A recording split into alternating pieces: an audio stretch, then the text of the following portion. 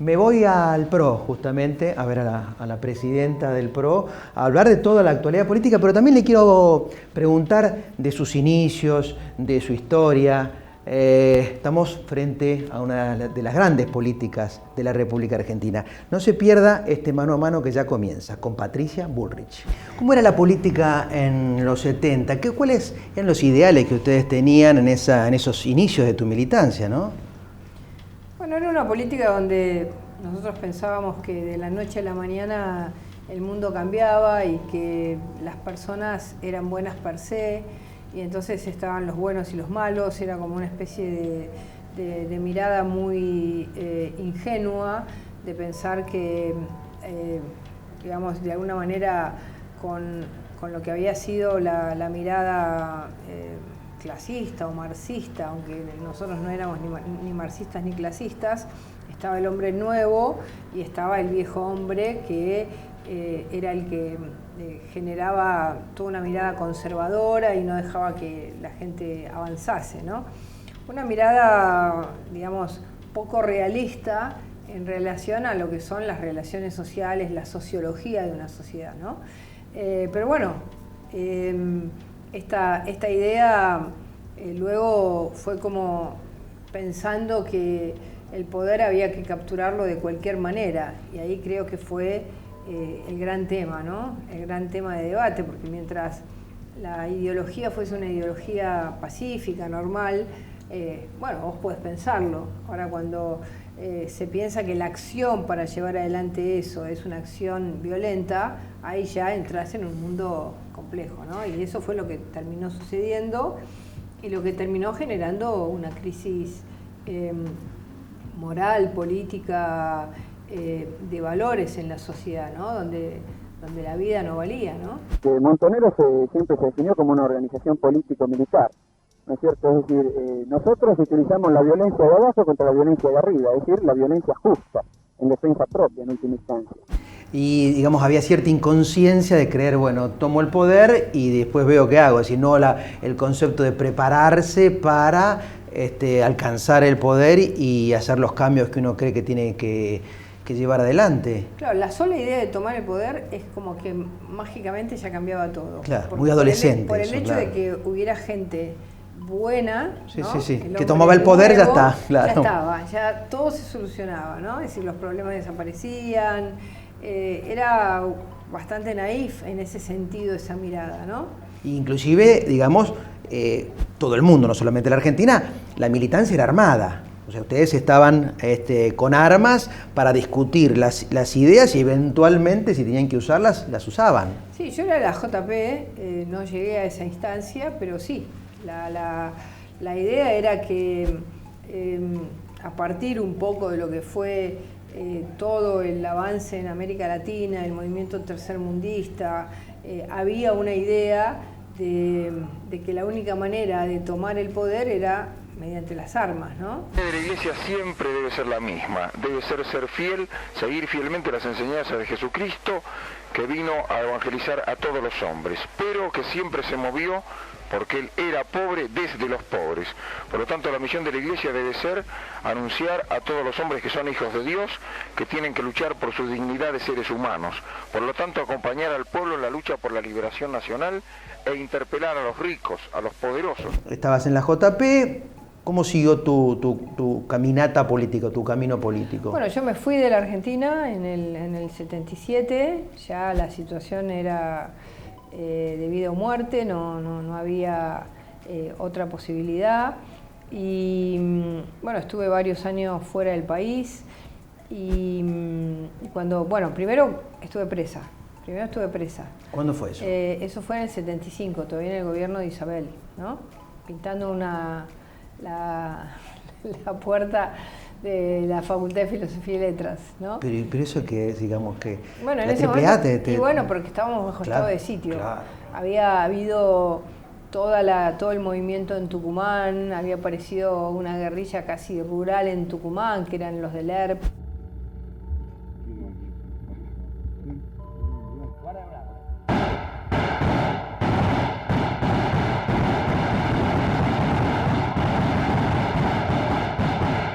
Y entonces el país acordate que entró en una situación de estado de sitio donde el mismo gobierno de Isabel y el mismo Luder, que era el ministro del Interior en ese momento, declaró la destrucción total de lo que eran las organizaciones guerrilleras, y nosotros que estábamos en la superficie sufríamos esas consecuencias. Teniente General Jorge Rafael Videla, Comandante General del Ejército Argentino, juro por Dios, nuestro Señor y estos santos evangelios, desempeñar con lealtad y patriotismo el cargo de miembro de la Junta Militar. Almirante Emilio Eduardo Macera, Comandante General de la Armada Argentina, juro por Dios nuestro Señor y estos santos evangelios, desempeñar con lealtad y patriotismo el cargo de miembro de la Junta Militar. General Orlando Ramón Agosti, Comandante General de la Fuerza Aérea Argentina, juro por Dios nuestro Señor y estos santos evangelios, desempeñar con lealtad y patriotismo el cargo de miembro de la Junta Militar. Vino el golpe y ahí ya yo aguanté más o menos como unos 9 meses en Argentina, viste, yendo de casa en casa porque ya no podía... Claro, porque te tienen marcado, entonces tenés que ir claro, saltando de cueva en cueva, claro, como se dice, ¿no es cierto? Me tuve que ir de cierto? mi casa, viste, y bueno, y ahí en febrero del 77 me fui del país. ¿Dónde? Primero a Brasil. Sí. Primero a Brasil, después a México. Me quedé en México un tiempo y cuando veo que se desata la guerra de las Malvinas, digo, yo me vuelvo. Si quieren venir, que vengan, les presentaremos batalla.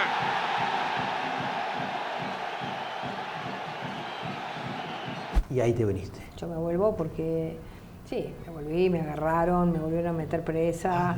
Sí, me dijeron, tenés 842 pedidos de captura, porque mandaban, viste, en ese momento mandaban cables a todas las delegaciones del Ejército, de la Marina, de todos lados.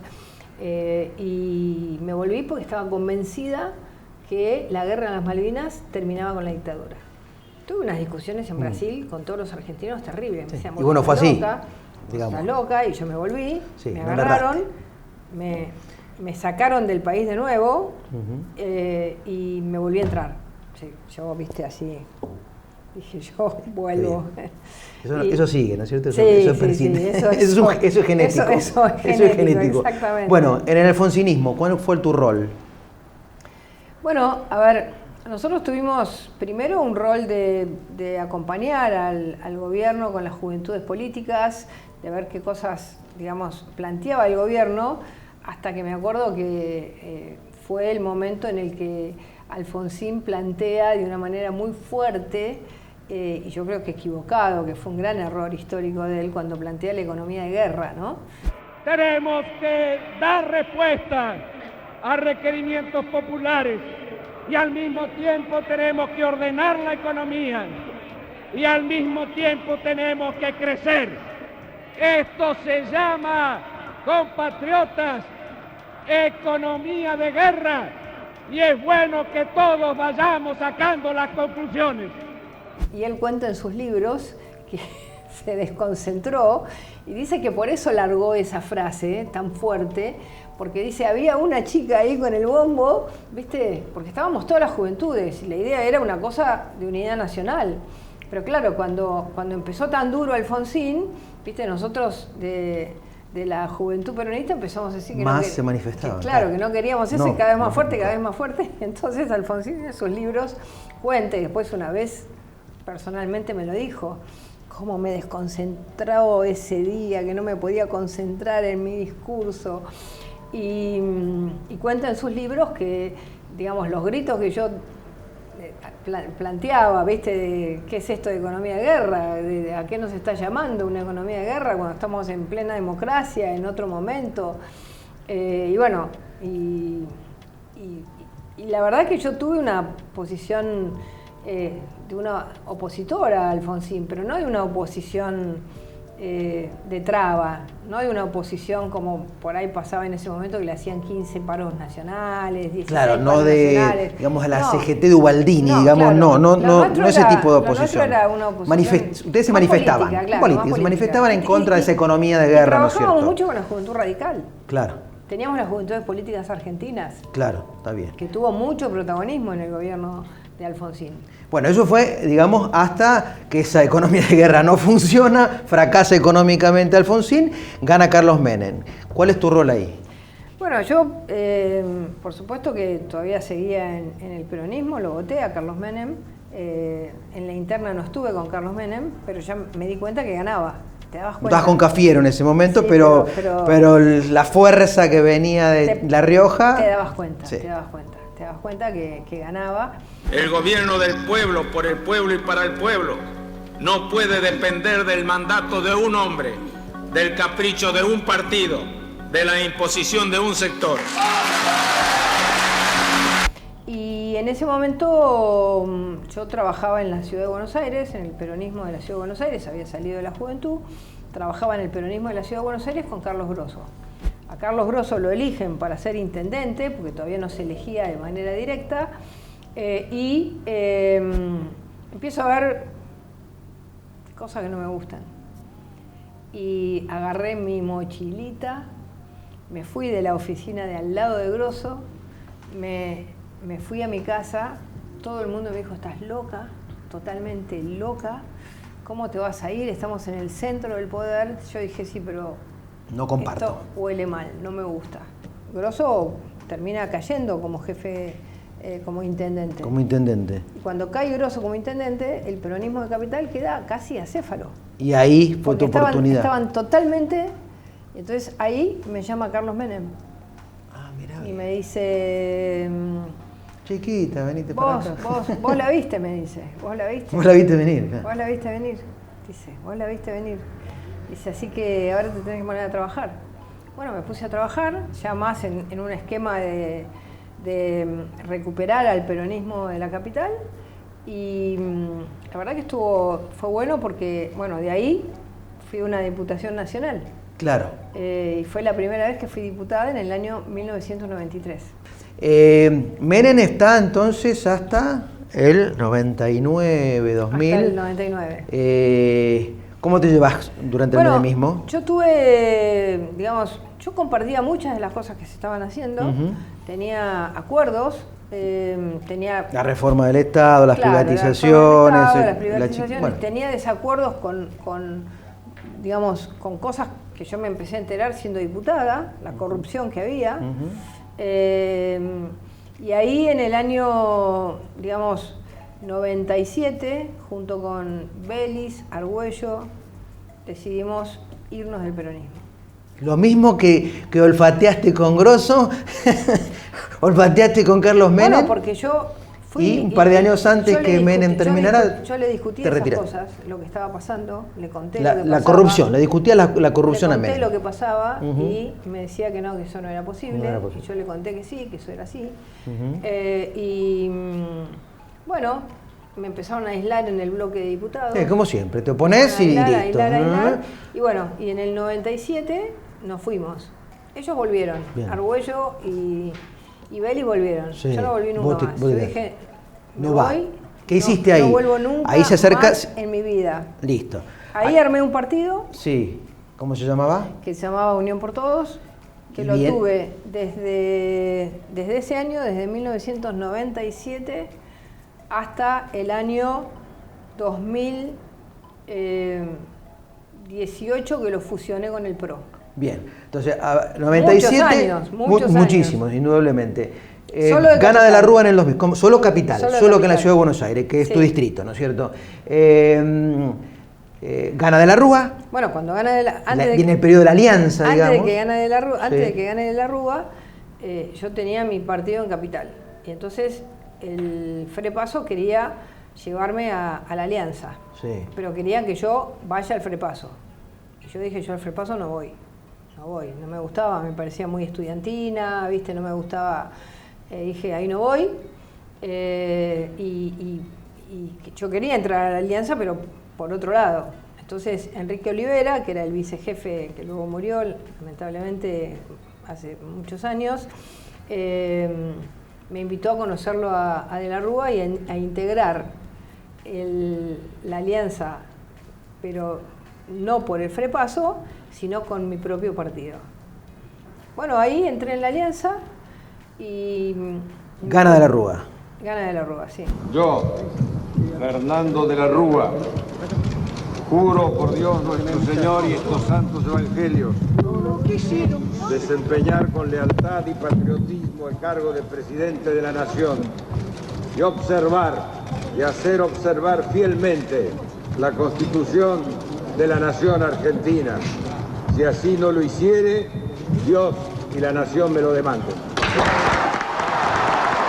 Vos te convertís en... Secretaria de Política Criminal y Asuntos Penitenciarios. Empiezo a manejar eso no me acordaba. las cárceles. Sí. Las cárceles. Está bien. Algo de seguridad que es uno de tus grandes temas, ¿no es cierto? Sí. Te gusta Las ese cárceles, tema. sí. ¿Y cómo te fue ahí? Bueno, a ver, hice un lío bárbaro. Digamos, denuncié. Lo primero que quisieron hacer fue coimearme. Así directamente. ¿La estructura policial de quién? No. Un tipo que venía del peronismo, que había hecho las cárceles en el periodo de Menem. Dijo, bueno, para continuarlas... Te ofrezco tanto. Y yo salí corriendo, me acuerdo, ahora que ganó el Colegio de Abogados, el ministro era Gil Lavedra, salí corriendo a verlo, le digo, me acaba de pasar esto, uy, no me digas, la primera denuncia, el segundo día que estamos acá. Y sí, pero la tengo que hacer. Bueno, hicimos la denuncia en la Oficina Anticorrupción, que recién se creaba. Bueno, hizo un cambio importante ahí. Bueno, te llevo a la actualidad hoy porque es el tema candente. Vos fuiste ministra de Trabajo entre el 2000, octubre del 2000 hasta noviembre del 2001. Bien. En ese año, indudablemente, adquiriste mucha experiencia del mundo sindical, laboral, políticas. Hoy, 2022, el gran problema es sindical, laboral, manifestaciones, la falta de trabajo, inflación.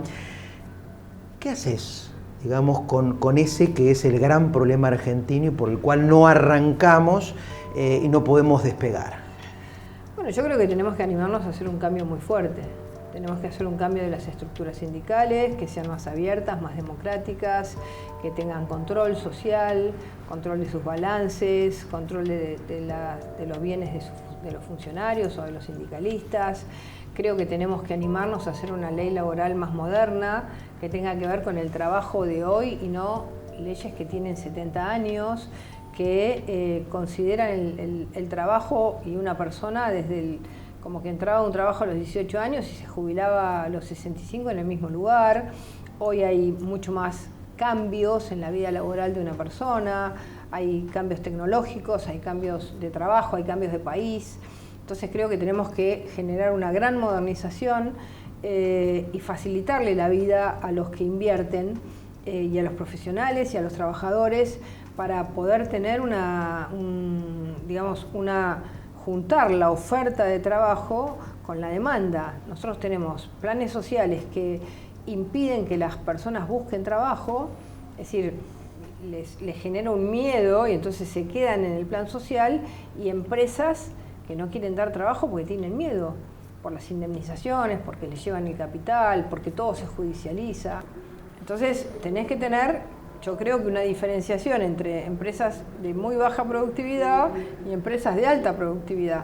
Porque las empresas de baja productividad, digamos, no sé, muchos negocios en el norte de nuestro país, no es lo mismo un restaurante por ahí en una zona donde hay un poder adquisitivo alto que un restaurante en una zona donde el poder adquisitivo es bajo. Entonces vos tenés que ir acomodando las cosas para que todos puedan ir acomodándose a un nivel de productividad adecuada.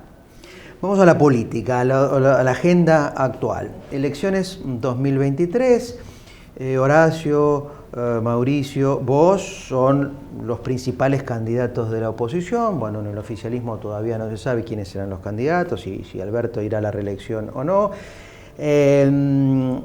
La disputa pasa por los liberales, porque los liberales han hecho toda una buena elección en legislativa, ¿no es cierto?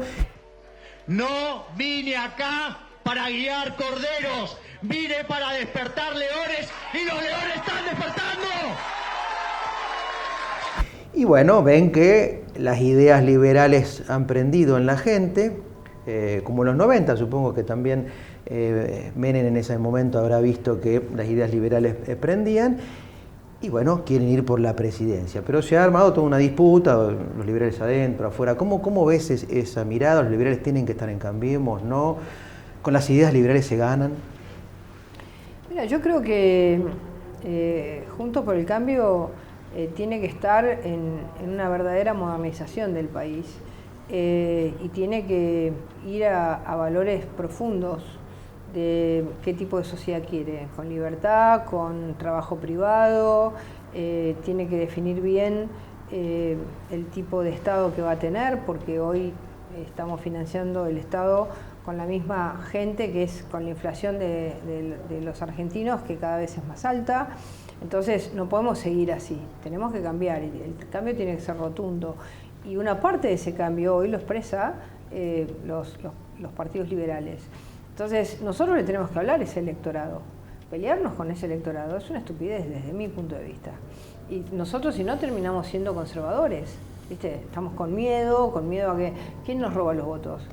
Los votos no son de nadie. Si te roban los votos es porque vos no estás haciendo las cosas bien. Entonces vos tenés que poder expresar a esa juventud que hoy ve en muchos casos al Estado como un estorbo, porque quiere trabajar afuera y no puede porque le pagan a $1 a la mitad de lo que trabaja, porque empieza a tener una economía con bitcoins que está por fuera de lo que es el Estado, no necesita de nadie, porque quiere más libertad, porque quiere poder moverse. Entonces me parece que la comprensión del fenómeno es lo importante, la comprensión del fenómeno social y del fenómeno de por qué hoy los libertarios o las ideas libertarias tienen cabida en la sociedad y sobre todo en los jóvenes. Y eso es lo que Juntos por el Cambio tiene que representar y entender. No pelearse con el que pueda aparecer como la cabeza de eso, sino amigarse con ideas que están dentro de Juntos por el Cambio y que expresan una sociedad de cambio de verdad. Animarse, ser más disruptivos, ser más valientes. Eso es lo que yo creo. Si Cambiemos, entonces toma estas ideas disruptivas, valientes, liberales, ¿gana el 2023?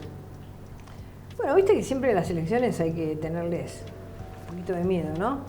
A mí no me gusta decir ganamos las elecciones, pero yo creo que tenemos grandes posibilidades, grandes. Y además puede pasar algo importante, y es que el peronismo quede muy diluido. Y eso puede rearmar un sistema político distinto. Puede haber un sistema político distinto en la Argentina, más democrático, donde se pueda discutir.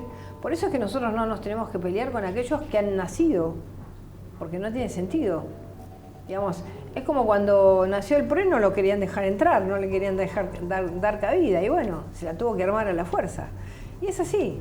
Digamos, hay que aceptar los fenómenos y sería bueno que la Argentina tenga un sistema. Imagínate si el sistema político futuro fuera Juntos por el Cambio y Avanza Libertad. Y el peronismo estuviera en el 2, 3, 4%. ¿Lo ves posible eso? ¿Vos? Bueno, a ver, hay un cambio de ¿Que materia. crezcan tanto, Cambiemos como los libertarios? Hay una crisis política del peronismo que se ha demostrado su falta de identidad, su falta de proyecto. No ayudemos a levantarlo. Bueno, creo que habló de sus inicios, su juventud, su rebeldía, ese instinto de cuando ve algo que no le gusta, toma distancia y, digamos, se replantea cómo seguir en política. Muy valiente, y las decisiones que tiene claras, que si hoy las ideas van para el lado del liberalismo, Cambiemos tiene que tomar esas ideas, o el PRO tiene que tomar esas ideas. Usted, como siempre, tiene la última palabra. Gracias, Patricia. Muchas gracias.